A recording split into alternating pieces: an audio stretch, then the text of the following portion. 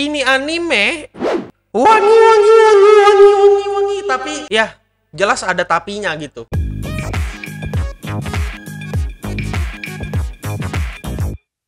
Kalian udah gamers, para wibu denial, selamat datang lagi bersama gua, host yang paling kalian cintai, Admin Yami, dan selamat datang di acara Wibu Lokal, acara yang membahas anime, manga, dan Jepangan lainnya. Jadi, hari ini aku mau ngebahas masalah anime misteri lainnya. Menurutku sendiri, anime ini adalah anime yang sangat cocok untuk kalian, terutama untuk kalian yang gak suka dengan anime misteri yang berat atau big brain. Kalau anime misteri yang normal, yang biasanya yang kalian tonton kan generik gitu, kelihatannya isinya cuma ikemen doang, ya membosankan itu semua. Ini cukup menarik, ku persembahkan anime misteri yang cukup asik di musim ini, Tantewa mo Shindeiru.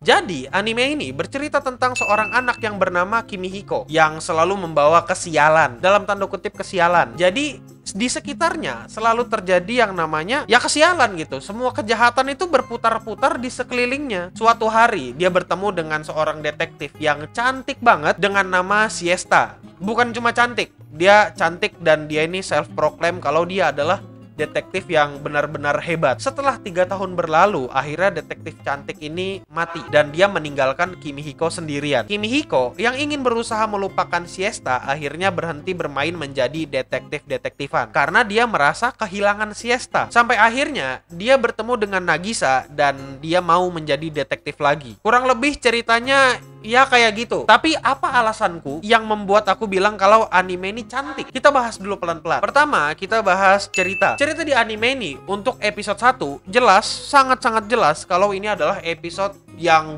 bagus banget dengan tensi cerita yang ya tinggi. Tapi untuk episode 2 dan 3-nya ceritanya tensinya sangat-sangat berkurang. Untuk episode 2 itu jelas banget ada cewek yang bernama Nagisa yang menerima donor jantung. Udah jelas ketahuan banget kalau jantung yang Nagisa dapat itu adalah jantung dari Siesta, si detektif yang sudah mati. Aku tahu fungsi dari episode 2 ini adalah untuk menunjukkan Kimihiko yang denial kalau sebenarnya di dalam Nagisa ada sedikit jiwa Siesta, tapi prosesnya kepanjangan, jadinya agak ngebosenin. Kalau menurutku episode 2 itu biasa aja dan tensinya sangat-sangat turun dan jadi jatuhnya kelihatan klise. Bayangkan kau sudah bergaul sama orang selama 3 tahun gitu, jadi detektif-detektifan melawan makhluk aneh, terus tiba-tiba ada orang yang datang terus ngebahas tentang aku menerima donor jantung, aku mau nyuruh kau untuk mencari siapa yang mendonorkan jantung ini. Jelas banget itu jawabannya pasti Siesta. Klise banget itu mah. Sama juga dengan yang terjadi di episode 3. Misteri yang ditawarkan di episode 3 itu sangat kurang menarik, tapi ya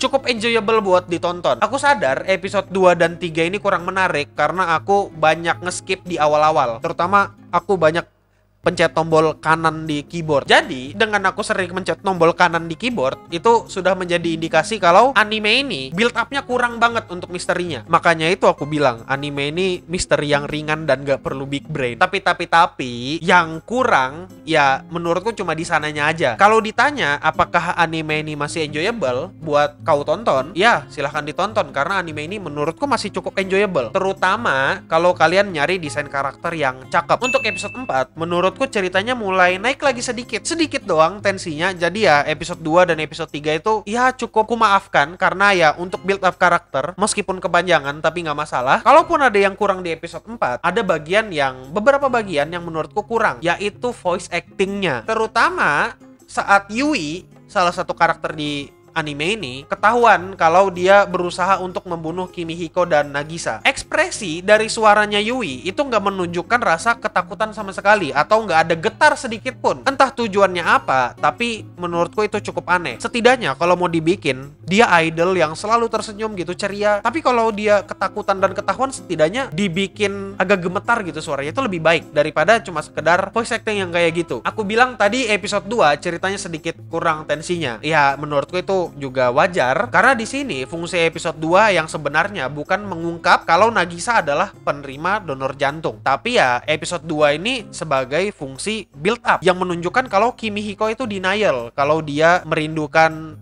Siesta. Fungsi dari episode 3 di sini juga sebenarnya juga untuk mengingatkan Kimihiko ke Siesta supaya lebih teliti dan menyelesaikan kasus sebelum kasusnya kejadian. Sebenarnya Kimihiko ini merasa kehilangan waktu bersama Siesta dan merasa sedih ketika Siesta hilang dan dia berpura-pura tegar dan merasa lega karena dia sudah tidak terlibat dengan masalah. Padahal Kimihiko kelihatan kalau merindukan saat-saat itu. Jadi sebenarnya cerita sudah disusun cukup rapi, tapi fasenya aja yang lambat. Yang bikin anime ini spesial dan stand out menurutku adalah anime ini membawakan banyak hal. Bukan cuma misteri, tapi ada sedikit komedi, ada sedikit kekuatan misterius, dan ya ada romance, ada dramanya. Bahkan yang random ada mecha, tiba-tiba ada mecha. Salah satu fokus cerita di anime ini adalah ke percakapan mereka, terutama antara Siesta dan Kimihiko. Dan terkadang untuk melihat interaksi antara Kimihiko dan Siesta itu kelihatan asik aja gitu. Aku ngerasa kayak mendapatkan hype kayak Bunny Girl Senpai itu jadi hype-nya jadi ya hype lagi. Jadi ya ceritanya percakapannya cukup kehook ke aku. Sebetulnya ya yang bikin stand out ya percakapan mereka berdua, interaksi mereka berdua, bukan ada mecha di episode 6. Ku ingatkan lagi, cerita di anime ini ya biasa aja, dibilang rapi banget enggak, tapi ya bener-bener biasa aja. Beberapa episode itu kelihatan bakal bikin bosan, jelas membosankan. Jadi jangan berekspektasi tinggi sama ini anime. Gunakanlah monkey brain kalian dan gunakanlah fitur skip 5 detik atau 10 detik dengan baik. Selanjutnya, pengkarakteran. Kalau ngomongin pengkarakteran, aku paling gak suka sama salah satu karakter yang namanya Charlotte. Dia cuma muncul sekali di ending di episode 4. Gak sampai 5 menit dan tahu-tahu dia muncul lagi di episode 5 dan berinteraksi dengan sangat akrab ke Kimihiko. Untuk Charlotte itu bener-bener kurang dan aku nggak paham kenapa dia nggak sekalian diperkenalkan di awal episode. Seharusnya itu lebih baik ketimbang dia dikenalkan di akhir episode setelah lagu ending dan cuma sebentar. Aku jadi nggak ngerti ini konteksnya apa maksudnya. Kalau ngomongin pengkarakteran, menurutku sendiri pengkarakteran yang kuat di sini adalah pengkarakterannya Siesta dan Kimihiko. Dari episode 1 yang lumayan panjang dengan durasi kurang lebih 40 menit itu udah ngasih kesan kalau mereka punya hubungan yang cukup erat. Interaksi unik mereka berdua itu yang membuat anime ini atau percakapan dan pengkarakteran di anime ini kelihatan punya chemistry yang bagus. Setelah Siesta menghilang, pengkarakteran Kimihiko di sini diperkuat lagi dengan beberapa episode selanjutnya. Di episode 2 yang mungkin beberapa orang bilang itu klise, tapi sebenarnya ya fungsi episode 2 itu mengingatkan Kimihiko ke Siesta. Dan juga ada lagi di episode 3 dan 4 yang memperkuat pengkarakteran Siesta dan Kimihiko sebagai pasangan detektif yang cocok dengan quote yang menurutku cukup aneh, menyelesaikan kasus sebelum kasusnya terjadi.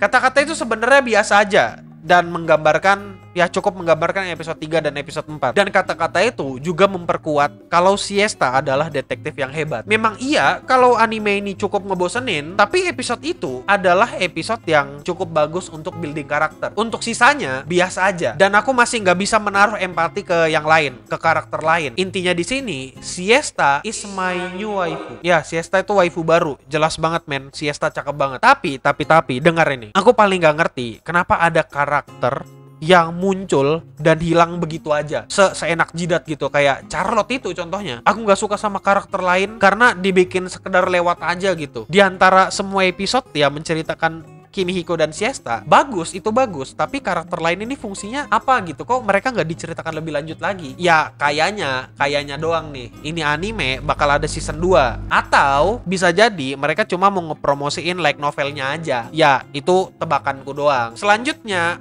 animasi. Untuk animasi di anime ini aku benar-benar kehook sama episode satunya. Untuk bikin anime action Siesta dan lawan orang tentakel itu, menurutku itu sulit banget. Detail animasi dan pewarnaannya bener-bener bagus. Aku sendiri nggak nyangka studio Engi yang bikin anime Uzaki-chan wa Asobitai bisa bikin animasi yang kayak gini. Demi apapun ini tiba-tiba aku ngerasa Engi adalah studio yang biasa aja. Jadi kayak lumayan ya ternyata Engi ya. Durasi di episode 1 yang panjang banget itu jadi nggak kerasa ngebosenin, karena aku sendiri sudah kehook sama adegan action di animenya dan percakapan mereka di animenya. Menurutku hal yang kayak gini itu sangat diperlukan untuk ngehook penonton, apalagi kalau ngomongin cerita detektif hebat. Jadi kesan hebatnya itu dapat. Kalau ditanya ada yang kurang dari animasinya, ya jelas banget ku jawab iya ada yang kurang. Kalian lihat di episode 4 di bagian Kimihiko dan Nagisa jalan di tengah kerumunan orang bawa light stick. Kalau di mataku sendiri itu mereka kelihatan kayak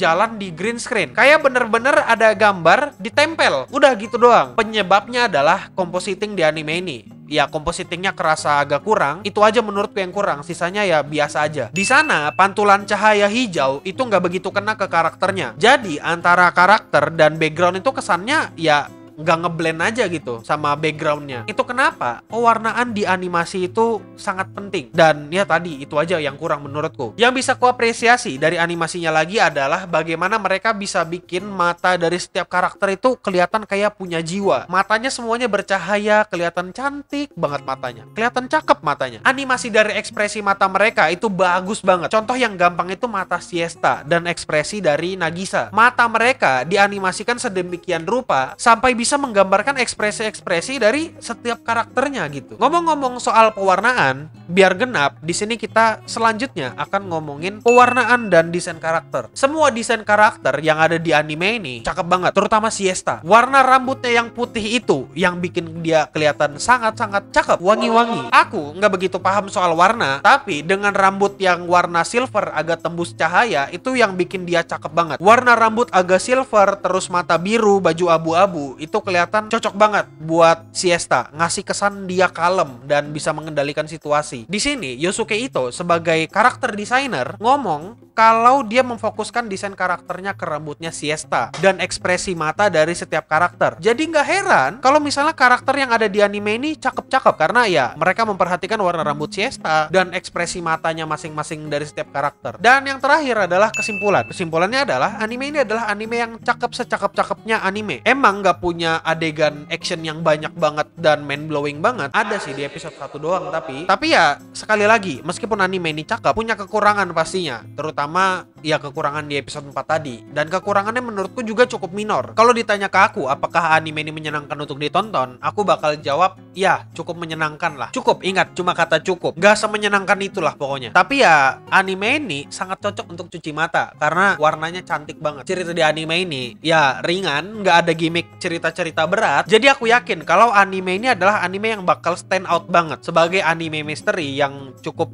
bagus di season ini. Yang sebenarnya stand out itu ya Siestanya yang cakep aja sih. Desain karakternya yang cakep, itu yang bikin anime ini menurutku stand out dibandingkan dengan anime lain. Ya udah, mungkin itu aja dulu. Terima kasih sudah nonton ini video Wibu Lokal. Jangan lupa like ini video, komen juga video ini kalau kalian mau, atau aku bikin video apa selanjutnya. Dan jangan lupa juga untuk subscribe Clean Sound Studio. Ya, nyalakan juga lonceng notifikasinya karena kalau kami ada upload video nanti muncul notifnya di HP kalian. Dan jangan lupa juga untuk subscribe Clean Sound Live karena di sana biasanya aku live setiap hari Minggu jam 8 malam WIB. Dan kalau kalian mau dapat info tentang aku lebih cepat atau ngelihat aku ngomongin animasi atau apapun itu, kalian bisa follow Instagramku di @admin_yami. Dan kadang-kadang di sana kalau aku live mendadak, aku bakal bikin story-nya, jadi kalian gak ketinggalan. Jangan lupa juga untuk follow editor Clean Sound. Ya, kalian cari aja Instagramnya terus komen. Mantap bang. Mungkin itu aja dulu. Terima kasih supportnya Perindo Gamers. Stay clean and sound.